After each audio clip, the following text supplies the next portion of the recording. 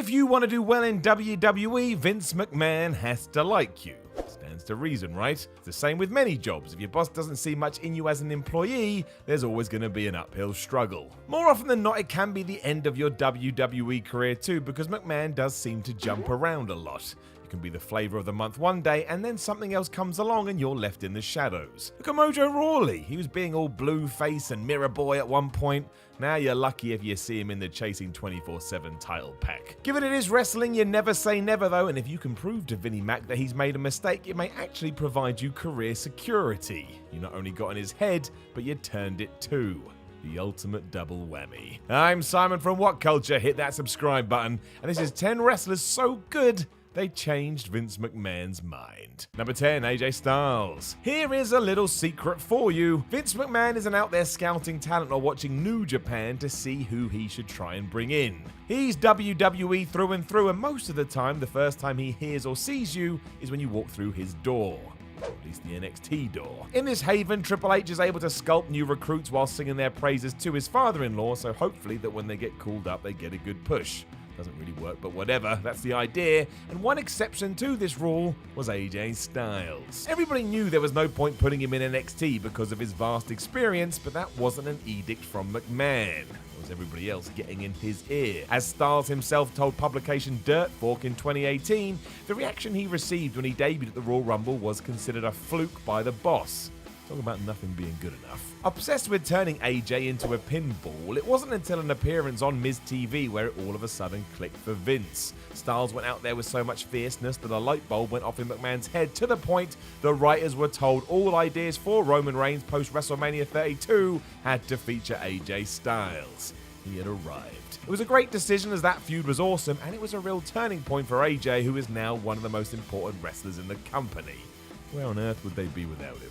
Number 9, CM Punk. Summed up perfectly by former wrestler Nova during a shoot interview, the ECW alumni openly admitted he had no idea how CM Punk was able to get over to the degree he did in WWE, given the amount of obstacles that were put in his way. Even the writers were burying him on a weekly basis, and it seemed like the voice of the voiceless would remain in mid-card purgatory. Buried by Triple H and Shawn Michaels after a 2005 dark match, and only escaping OVW because Paul Heyman wouldn't let it lie, it was a dubious start for Punk when he arrived in WWE CW. That too was an uphill battle, as Punk felt pressured to put on weight to fit in with WWE's big man style. Once he acclimatized to all this though, there was no stopping him. Punk was not only able to win favour with the chairman as fans continued to get more behind him, but he did this by speaking his mind.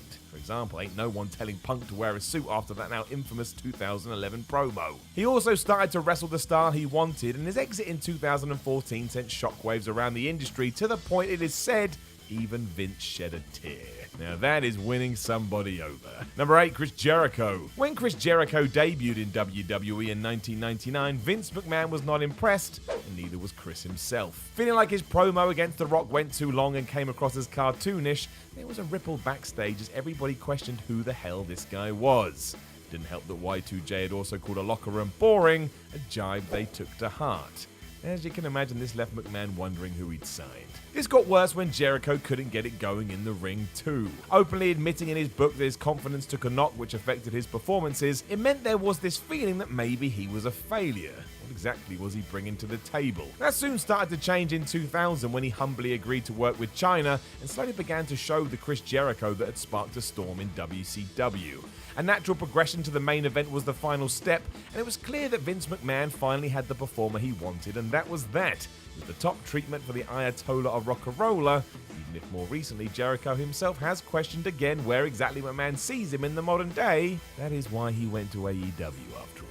Number 7, The Undertaker. Despite ticking a lot of WWE boxes, Vince McMahon wasn't impressed with Mark Calloway when he was shown a tape of him taking on Lex Luger at the 1990 Great American Bash. That match is actually alright, but Mark was working injured.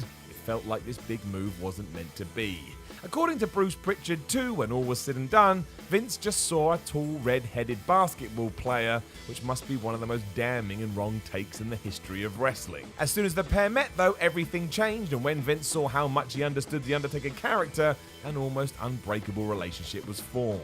I mean, who has been more loyal than the dead man? This has evolved throughout the years as the Phenom continued to better himself and be a cornerstone for WWE.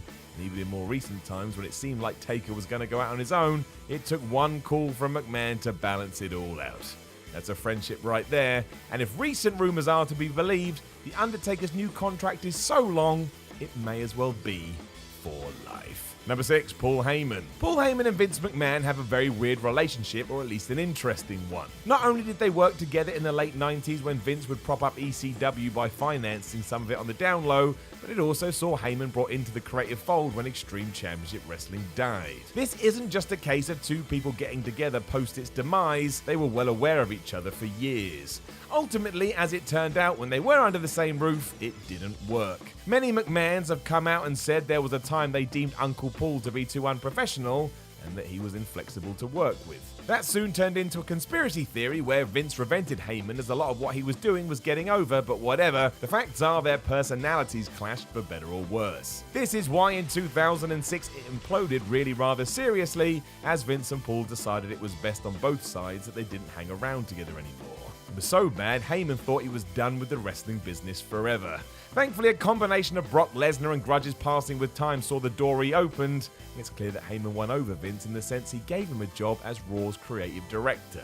You don't do that to people you don't believe in. That's quite the shift after they fell out so severely, but hey, let's face it, Paul Heyman is pretty damn good. Number 5, Shawn Michaels. Let's use the words of Bruce Pritchard as told to Sam Roberts on his podcast, because at one time Vince McMahon said of Shawn Michaels, "That little son of a bitch, he'll never be a babyface in this company. Never bring that idea up again." Now, Vinnie Mac wasn't exactly wrong. In 1996, HBK's run as the WWE's top babyface wasn't the greatest in the world, but his work was. Together, the boss saw that as a pure bad guy, which is why he would never be a good guy in the company again. It was over, done, no more. In a kind of good, kind of awful situation, however, when Shawn injured his back and missed 4 years of wrestling, it was the perfect recipe for turning the Heartbreak Kid into a sympathetic and lovable hero. Man was coming back from a career-threatening injury. That's exactly what we got in 2002, where he looked like a warrior fighting his own destroyed back, and as ever, his selling was majestic. Any doubts McMahon had were shattered because you couldn't help but hope this was the start of a return for Michaels. Today, he's considered a legend and will never be booed. Well, unless you're in Montreal. Number 4, Goldberg. Goldberg's first WWE run was evidence that he was never going to get a fair crack of a whip because he had come from and made his success in WCW. Over there, he would run through dudes like they were water, and yet now he spent half of his matches selling like a shopkeeper because that's what WWE expected. It was ridiculous and not what fans wanted to see. This was Goldberg, he was meant to kill people. As such, and because the two kept clashing heads, everything from 2003 just wasn't what it should have been. Bill himself didn't enjoy it, and when it ended only a year later, there wasn't that much backlash. We hadn't got what we had hoped for, which sums up the World Championship Wrestling buyout completely, to be honest. It seemed for a while like this would be unfinished business until 2016 rolled around.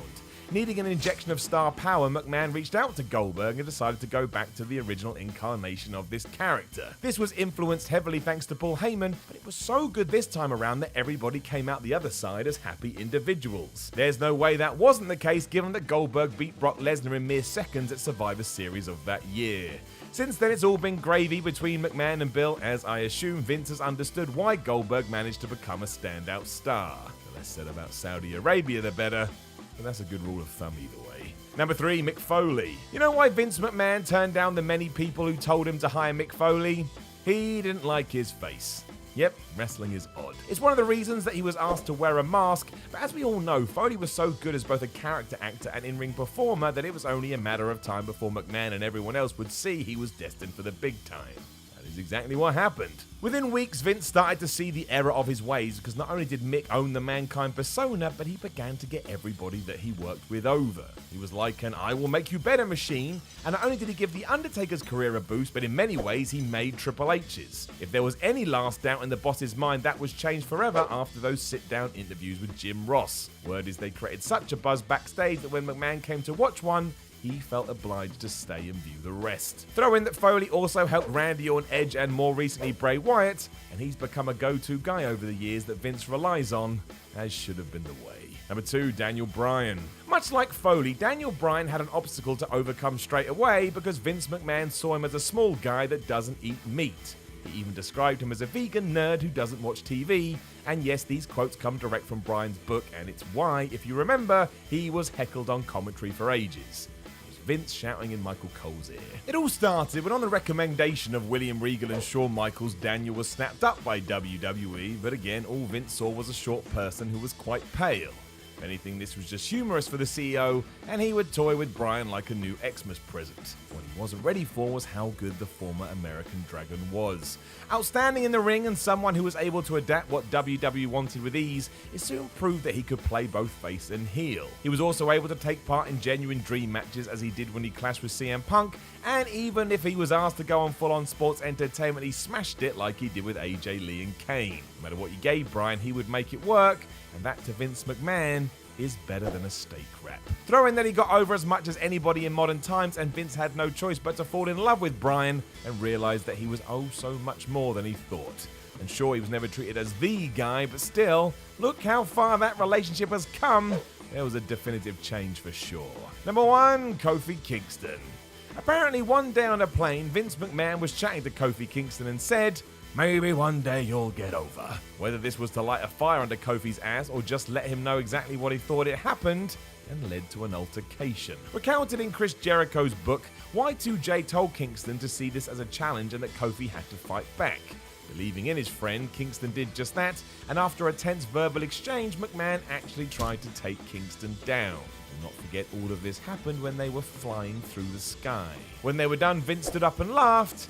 What a fascinating human. In many ways, this may have marked a turning point for Kingston and could have even opened the door for the New Day group, which has seen Kofi get to new heights. He sells merch, kids love him, adults feel like he deserves it, and the sheer joy on everyone's face at WrestleMania 35 when he finally won the big one was wonderful. If this isn't a sign of earning McMahon's respect, I don't know what is. I mean, who thought Kofi would ever be WWE champion even at the start of 2019?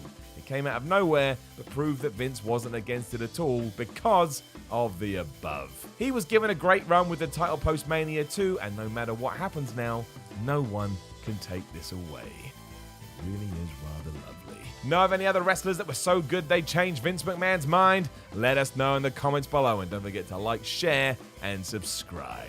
Then you head over to WhatCulture.com and you read yourself some articles. You follow What Culture on Twitter, What Culture WWE, and you watch more videos here on What Culture Wrestling. My name is Simon from What Culture. I will talk to you again soon.